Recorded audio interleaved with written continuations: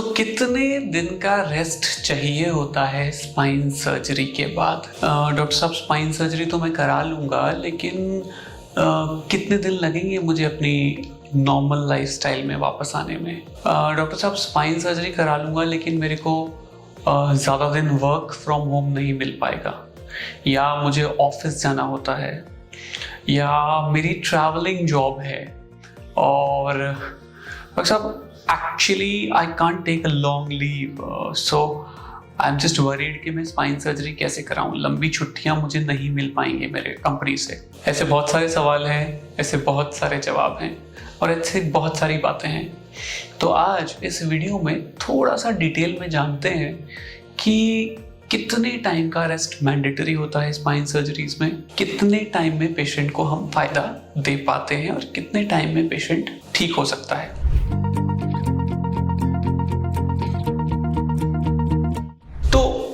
देखिए, रेस्ट जो है वो बड़ा सब्जेक्टिव और रिलेटिव टर्म है। रेस्ट किसी के लिए होता है मतलब पूरी तरह बेड रेस्ट करना, किसी के लिए होता है पार्शियल बेड रेस्ट करना, और किसी के लिए होता है रेस्ट करना घर पे और वर्क फ्रॉम होम लेना या वर्क घर से काम करना। दूसरी बात यह है कि किस तरह की स्पाइन सर्जरी हो रही है आपकी, उस पर भी बहुत कुछ डिपेंड करता है। अगर आपकी कोई बहुत माइनर सर्जरी हो रही है, जैसे कि एंडोस्कोपिक डिस्केक्टमी, तो ये एक ऐसी सर्जरी है जिससे दूरबीन की मदद से हम सर्जरी करते हैं, और दूरबीन की मदद से जब सर्जरी की जाती है तो टिश्यू का डिसेक्शन लगभग ना के बराबर होता है। इनफैक्ट होता ही नहीं है, टिश्यू डायलेशन होता है, जिसमें हम जो मसल होती है उसके बीच में से डायलेट करते हुए उसको अंदर चले जाते हैं, और जब हम वापस आते हैं तो मसल्स वापस अपनी जगह लेती हैं, तो टिश्यू में डैमेज लगभग ना के बराबर होता है। और जो मेनली जो मरीज को दर्द का एहसास होता है वो टिश्यू डैमेज के कारण ही होता है। तो यदि टिश्यू डैमेज नहीं होगा तो दर्द नहीं होगा, या दर्द ना के बराबर होगा। इसलिए मेरे बहुत सारे एंडोस्कोपिक स्पाइन के पेशेंट्स को पेन फ्री सर्जरी हो पाती है, और जिस टेक्निक से हम करते हैं उस टेक्निक में बहुत अच्छा पेन रिलीफ हम पेशेंट को दे पाते हैं। तो यदि आपकी कोई बहुत छोटी सर्जरी हो रही है तो प्रैक्टिकल रेस्ट बहुत ना के बराबर ही होता है। पेशेंट मेरे सर्जरी के 1-1.5 घंटे बाद चलने लग जाते हैं, और प्रैक्टिकली अगर उनको कोई इंश्योरेंस की तरफ से लिमिटेशन नहीं है तो वो सर्जरी के कुछ घंटे बाद डिस्चार्ज हो सकते हैं। हालांकि ज़्यादातर इंश्योरेंस कंपनीज जो इंडिया में होती हैं वो 24 आवर्स स्टे मैंडेटरी करती हैं, तो पेशेंट को हम 24 घंटे रखते हैं अगर वो इंश्योरेंस के पेशेंट हैं तो, और अगर वो इंश्योरेंस के पेशेंट नहीं हैं तो हम पेशेंट को ये बोलते हैं कि आप सर्जरी के कुछ घंटे बाद डिस्चार्ज ले सकते हैं, स्पेशली एंडोस्कोपिक स्पाइन सर्जरी के केस में। अब बात रही रेस्ट की, तो देखिए, अगर एंडोस्कोपिक डिस्केक्टमी आपकी हुई है लंबर स्पाइन की, तो मैं पेशेंट्स को कभी कभी एक बेल्ट देता हूँ, लंबोसैक्रल कॉर्सेट या लंबोसैक्रल बेल्ट उसको कहते हैं। और ये जो बेल्ट होती है, इस बेल्ट को पेशेंट लगा के अपनी डेली एक्टिविटीज सारी कर सकता है। बस मैं पेशेंट से यही बोलता हूँ कि आप आगे ना झुकें और वजन ना उठाएं। अगर आपको ट्रैवल करना है, आपको वॉक करना है, आप कर सकते हैं। और प्रैक्टिकली ऐसी एब्सेंस ऑफ वर्क का ज़्यादा फंडा नहीं है, but maybe 4-5 days of rest is good enough for the patient to get back into shape and feel comfortable. थोड़ी टिश्यू हीलिंग भी इतने टाइम में बेटर हो जाती है। हालांकि अगर आप अफोर्ड कर सकते हैं तो फिर अच्छा है कि आप मिनिमम 2 हफ्ते का रेस्ट लें और उसके बाद भी कोई काम करें। अच्छा, इसमें कुछ केवियाट्स हैं। जैसे मैंने बताया कि 3 बातें मैं एंडोस्कोपिक डिसेक्टमी के पेशेंट से बोलता हूँ कि इनिशियल 45 डेज तक वो बिल्कुल ना करें।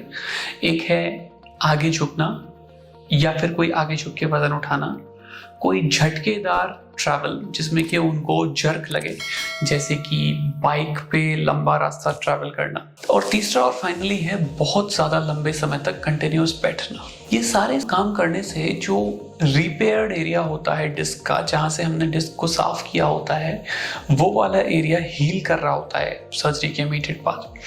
अगर ये सारे काम हम करते हैं तो पेशेंट को उस वाले एरिया पे लोड आता है, और यदि उस वाले एग्जैक्ट एरिया पे पेशेंट को लोड आएगा तो कभी कभी पेशेंट को लेग में पेन आ सकता है या फिर बैक में पेन हो सकता है। इसलिए एंडोस्कोपिक डिसेक्टमी के पेशेंट्स में मेरी ये राय होती है कि कम से कम पहले 6 वीक्स तक आप लोग कुछ हिदायतें माने, बाकी मेरे तरफ से वो फ्री हैं, वो वर्क पे भी जा सकते हैं 2-4 दिन के बाद और अपने सारे काम कंफर्टेबली कर सकते हैं, जो मैंने प्रीवियसली मेंशन किया है उन सब बातों को छोड़कर। तो बहुत कम रेस्ट से आपका काम चल सकता है। कुछ पेशेंट्स जिनको बहुत जल्दी रिटर्न टू वर्क करना होता है और जिनका काम लैपटॉप पे होता है, उनको मैं ये एडवाइस करता हूँ कि आप सर्जरी के 2 दिन बाद ही अपना काम कर सकते हैं, पर उसके लिए आपको स्टैंडिंग टेबल खरीद लेनी चाहिए या स्टैंडिंग टेबल का अरेंजमेंट कर लेना चाहिए, जिसमें आप काम तो करें लैपटॉप पर लेकिन आप मोस्टली खड़े रह के काम करें, क्योंकि सिटिंग से किसी पेशेंट में एपिड्यूरल ब्लीड इनिशियली या फिर माइल्ड लो बैक एक या फिर माइल्ड लेग पेन आ सकता है। तो कुछ दिनों के लिए sitting has to be avoided at least for long durations, लंबे ड्यूरेशन के लिए अवॉइड करनी होती है। अब आते हैं इससे बड़ी सर्जरी पे। यदि आपकी कोई माइक्रोस्कोपिक स्पाइन सर्जरी हो रही है, माइक्रोस्कोपिक स्पाइन सर्जरी को ही मिनिमली इन्वेजिव स्पाइन सर्जरी भी कई मायनों में कहते हैं, और मिनिमली इन्वेजिव स्पाइन सर्जरी में अगर कोई स्क्रू पेच लगाए जा रहे हैं तो आपको हॉस्पिटल में मिनिमम स्टे 2 से 3 दिन का होता है। मेरे पेशेंट्स को मैं रूटीनली 3 दिन रखता हूँ, क्योंकि फर्स्ट डे से पेशेंट चलना तो शुरू कर देता है लेकिन वो पूरी तरह कंफर्टेबल होने में उसको 2 दिन लगते हैं, और 2 दिन बाद जब वो कंफर्टेबल होता है उसके बाद मैं चाहता हूँ वो एक पूरा दिन और अस्पताल में बिताए हमारे संरक्षण में, जिसमें कि हम लोग उसको ये कंप्लीट कॉन्फिडेंस दे पाएँ कि अब आप अपने काम कर सकते हो, वॉशरूम जा सकते हो, बेड से अकेले उठ सकते हो, सारे चीज़ें आप कर पा रहे हो और आप खुद कंफर्टेबल हो, और आपने ऑलमोस्ट पूरा ट्रायल पूरे 1 दिन किया है अपने सारे काम खुद करने के लिए। जैसे कि फर्स्ट डे पेशेंट को हेल्प करके हम लोग चलाते हैं, सेकेंड डे पेशेंट अपने आप चलना शुरू करता है, थर्ड डे वो फुली फंक्शनल होता है। तो प्रैक्टिकली थर्ड डे की ज़रूरत नहीं होती, लेकिन हम फिर भी एक्स्ट्रा रखते हैं जिस दिन के पेशेंट का कॉन्फिडेंस बिल्डअप हो जाता है कि वो सारे काम, वॉशरूम जाना, उठ के वॉक करना, अपने आप को कैसे उठाना है, कैसे अपनी एक्सरसाइजेस करनी है, वो कर पाए। तो जब ये सारे काम कर पाता होता है तो तीसरे दिन पेशेंट के रिलेटिव्स को और पेशेंट के अटेंडेंट को ये कॉन्फिडेंस आ गया होता है कि अब हम इनको ले जा रहे हैं तो हमें घर पे क्या करना है, कैसे करना है, ये समझ में आ गया है।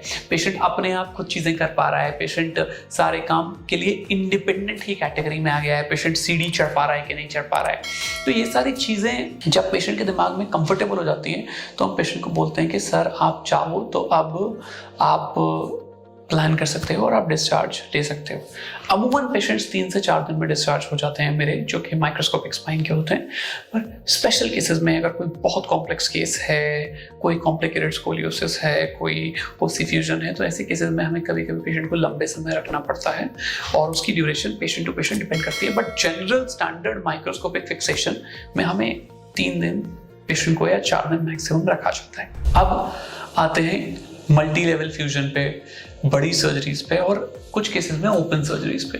ऐसी सर्जरीज में टिश्यू डिसेक्शन ज़्यादा होता है तो पेशेंट को सर्जरी के बाद पोस्ट ऑपरेटिव पेन भी ज़्यादा होता है, और ऐसे केसेस में आपको बहुत लंबा हॉस्पिटल स्टे हो सकता है।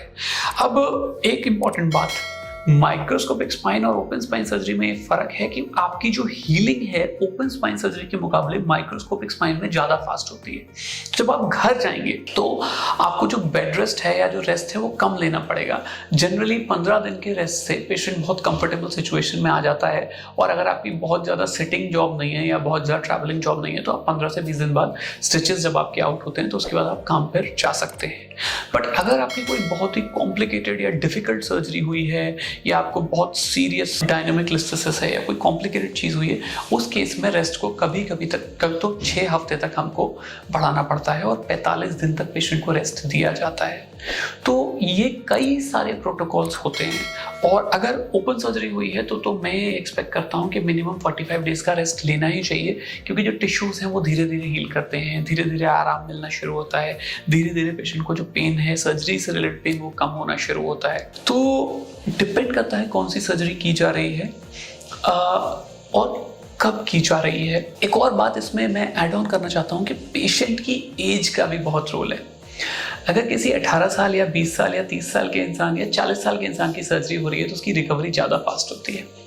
बट अगर कोई 55 साल, 60 साल या 70 साल या 80 साल के पेशेंट की सर्जरी हो रही होती है तो रिकवरी थोड़ी स्लो हो जाती है। तो ऐसे केसेस में 1-2 दिन आप एक्स्ट्रा जोड़ सकते हैं। जैसे अगर एंडोस्कोपी हुई है तो हो सकता है वो 1 दिन बाद डिस्चार्ज हो जाएं और लेकिन उनको कंफर्ट आने में 3-4 दिन लगे। अगर किसी की टी लिप सर्जरी हुई है तो हो सकता है वो नेक्स्ट डे मॉर्निंग ना चलें, उसके नेक्स्ट डे मॉर्निंग चलना चाहें, क्योंकि ओल्ड एज में थोड़ी सी हीलिंग स्लो हो जाती है। पर इसका मतलब ये बिल्कुल भी नहीं है कि हीलिंग नहीं होती या रिजल्ट नहीं आता। हीलिंग भी होती है, रिजल्ट भी आता है, पेशेंट कंफर्टेबल भी होता है, पर थोड़ा सा टाइम हीलिंग का बढ़ सकता है, स्पेशली ओल्ड एज पेशेंट्स में या ऐसे पेशेंट्स में जिनको और भी बीमारी हैं ज़्यादा, जैसे डायबिटीज़ है या बहुत और कोई हार्ट रिलेटेड एलिमेंट्स हैं। तो ऐसे पेशेंट्स में वॉकिंग थोड़ी स्लो हो जाएगी। डायबिटीज़ की वजह से जो वुंड की हीलिंग है वो थोड़ी धीरे हो जाती है। तो ऐसे केसेस में हम लोग बहुत ध्यान रखते हैं और ज़रूरत पड़े तो पेशेंट को थोड़ा और टाइम देते हैं, चाहे वो हॉस्पिटल में हो चाहे घर में। पर चाहे कोई भी बीमारी हो, चाहे कुछ भी हो, यदि आपकी सर्जरी हो सकती है तो इसका मतलब ही है कि आपकी हीलिंग हो पाएगी। हम लोग इसको असेस करते हैं प्री ऑपरेटिवली। तो अगर आपकी सर्जरी प्लान्ड है या आप सर्जरी करवा रहे हैं तो डरिए मत। अपने डॉक्टर से इसको डिस्कस करिए कि कितना टाइम आपको लगेगा हील होने में, कितने दिन आपको चाहिए छुट्टी के, कब आप फ्लाई कर सकते हैं। अगर आप आउट ऑफ इंडिया से आ रहे हैं सर्जरी कराने तो कितने दिन बाद आप फ्लाई कर पाएंगे। एंडोस्कोपी है तो कितने दिन बाद फ्लाई कर पाएंगे। माइक्रोस्कोपी है तो कितने दिन बाद फ्लाई कर पाएंगे। ओपन स्पाइन सर्जरी है तो कितने दिन बाद फ्लाई कर पाएंगे। MIS टी-लिप है तो कितने दिन बाद फ्लाई कर पाएंगे। सर्वाइकल स्पाइन सर्जरी है या फिर एंटीरियर सर्वाइकल स्पाइन सर्जरी है, सर्वाइकल डिस्केक्टमी है। तो ऐसी बहुत सारी चीज़ें होती हैं। सर्वाइकल डिस्केक्टमी में भी आप ये मान लीजिए पेशेंट करीब कुछ घंटे बाद घर जाने लायक या फिर फ्लाइट लेने लायक हो जाता है और बहुत ही फास्ट रिजल्ट सर्वाइकल डिस्केक्टमी का आता है जिसको हम पीछे से करते हैं। हालांकि सर्वाइकल माइक्रोस्कोपिक स्पाइन सर्जरी जो होती है उसमें पेशेंट को 1 दिन या 2 दिन रखना पड़ सकता है। तो सर्जरी स्पेसिफिक है। एंडोस्कोपी में फास्टेस्ट है, माइक्रोस्कोपी में उससे थोड़ा कम फास्ट है और ओपन सर्जरी में नॉर्मल ट्रेडिशनल तरीके से धीरे धीरे हीलिंग होती है, बट होती सब में है। ऐसा नहीं है कि आपको अगर सर्जरी की जरूरत है तो आप नहीं ठीक होंगे या सर्जरी की कॉम्प्लिकेशंस से ही ग्रस्त हो जाएंगे। हालांकि ये बात बताना भी बहुत ज़रूरी है कि पॉजिटिव माइंडसेट भी बहुत इफेक्ट करता है। हमें बहुत सारी वेस्टर्न स्टडीज से पता चलता है कि अगर आप मन से स्ट्रांग हैं और आप हिम्मत वाले हैं, आपको डर नहीं लगता है और आप हिम्मत से काम लेके पॉजिटिवली सोचते हैं तो आपकी हीलिंग फास्ट होती है।